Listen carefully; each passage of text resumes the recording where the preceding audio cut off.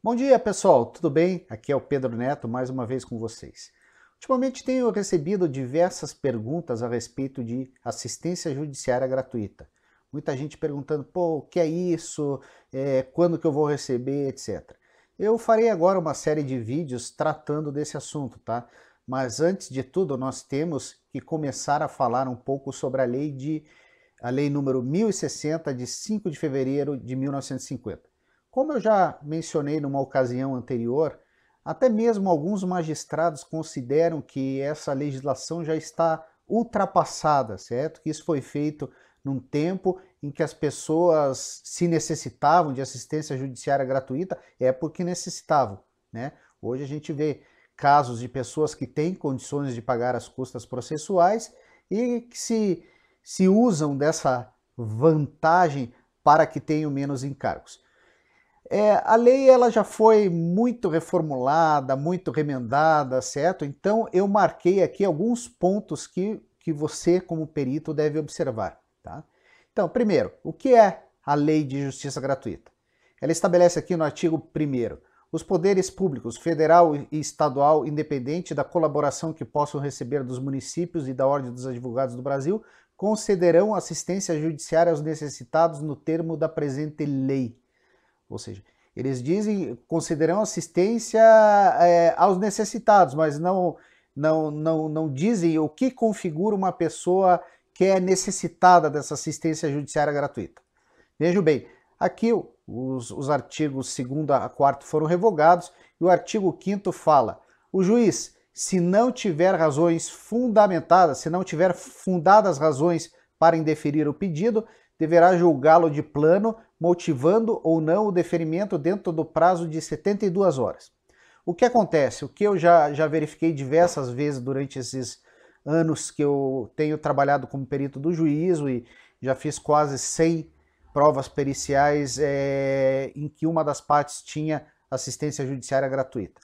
Muitas vezes o juiz pede que a parte comprove, pede cópias de olerite, cópia de declaração de imposto de renda, etc. As pessoas apresentam e ele vê que efetivamente a pessoa tem patrimônio, tem salário, às vezes, um salário, digamos assim, adequado, um salário que possibilita ela de pagar as custas, porque nem sempre estas custas serão tão altas, de acordo com o tipo de ação que estiver sendo impetrada, certo?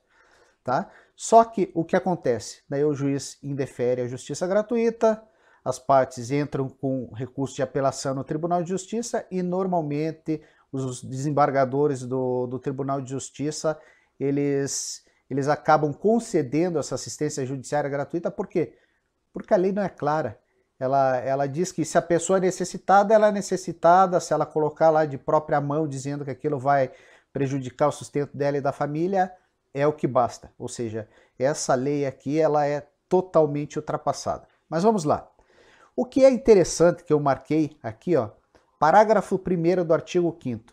Deferido o pedido, o juízo determinará que o serviço de assistência judiciária organizado e mantido pelo Estado indique no prazo de 2 dias úteis o advogado que patrocinará a causa do necessitado. O advogado, e aqui eles não falam muito do perito, mas que indique o perito. Eu entendo que o que seria adequado para que os processos até mesmo rodassem de uma forma mais célere, é que o Estado tivesse uma estrutura para atender os necessitados. Assim como tem a Defensoria Pública. A Defensoria Pública, ela assiste os necessitados, certo? Mas por que não ter, digamos, pelo menos algumas áreas, algumas especialidades, não ter peritos que sejam, sei lá, concursados? Isso é uma ideia maluca minha, mas que tenha condições que o serviço organizado pelo Estado possa atender aos necessitados,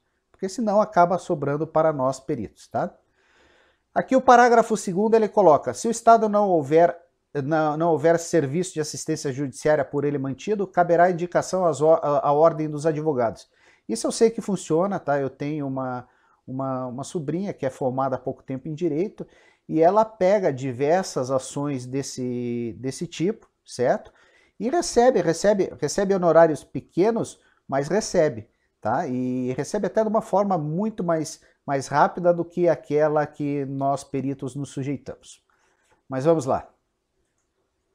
Próximo slide, tá? Aqui tiveram mais outros artigos que foram revogados, tá? Mas um outro ponto que eu marquei aqui que é importante vocês saberem. Os benefícios da assistência judiciária compreendem todos os atos do processo até a decisão final do litígio em todas as instâncias. É por isso que, quando você aceita efetuar a perícia nos casos de assistência judiciária gratuita, isso pode levar 1, 2, 3, 4, 5 anos, dependendo. Por exemplo, eu já tive casos de trabalhos que foi até o Superior Tribunal de Justiça. Então, levou, se não me engano, 3 ou 4 anos até ter o trânsito em julgado, e eu estou até hoje tentando cobrar a parte dos honorários que ficou a cargo do Estado. Tá? Vamos lá. Aqui tem artigo 10, marquei aqui, ó. Isso é importante, nem eu mesmo lembrava disso. Aqui o artigo 14 fala que as pessoas, os profissionais liberais designados para o desempenho do encargo de defensor ou de perito, conforme o caso, salvo justo motivo previsto em lei ou na sua omissão, a critério da autoridade judiciária competente, são obrigados ao respectivo cumprimento. Ou seja, se seguir ao pé da letra o que está dito aqui, se o juiz te nomear, se ferrou, você tem que atender, tá?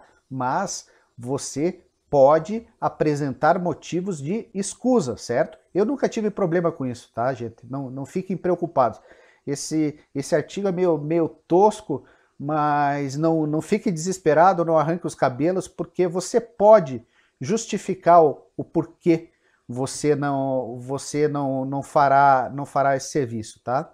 Ó, parágrafo único aqui do artigo 15. A recusa será solicitada ao juiz que de plano a concederá temporária ou definitivamente ou a denegará, tá? Ou seja, você apresenta a sua proposta de honorários, tá? Eu normalmente eu faço assim, eu apresento a minha proposta de honorários, né? Considerando o valor justo dos serviços que eu irei realizar, até mesmo considerando o tempo que eu levarei para receber, apresento. Muitas vezes as partes impugnam, etc. E daí, se vier a limitação do valor que eu estou propondo como honorários periciais, daí eu nego o serviço, porque, convenhamos, os valores que estão nas tabelas do Conselho Nacional de Justiça e dos Tribunais de Justiça dos Estados são irrisórios, são até vergonhosos, tá? Mas isso eu tratarei no próximo vídeo, tá? O que mais que nós temos aqui? Acadêmicos de Direito, essa lei entrará em vigor após 30 dias. Vejam, 5 de fevereiro de 1950, né? Foi promulgada nessa data. Vocês acham que isso ainda deve prevalecer? Será que ainda devemos seguir uma legislação tão antiga, né? Então, aqui hoje eu tirei as dúvidas daqueles que me perguntaram a respeito do que, ou seja, qual é o ponto de partida, o que define o que é justiça gratuita ou não. Ou seja, justiça gratuita é concedida para aqueles que disserem que não têm condições de pagar as custas processuais, que inclui tanto as custas dos cartorários, do processo, do advogado, do perito e assim por diante, certo, gente? Bem, por hoje é isso, tá? No próximo vídeo eu juntarei para vocês aqui algumas tabelas desse estado, apresentarei também a forma como eu elaboro as minhas propostas para os casos de justiça gratuita, tá? Para que vocês não tenham dificuldades de recebê-las no futuro, ok? Um grande abraço para vocês e até a próxima quinta-feira.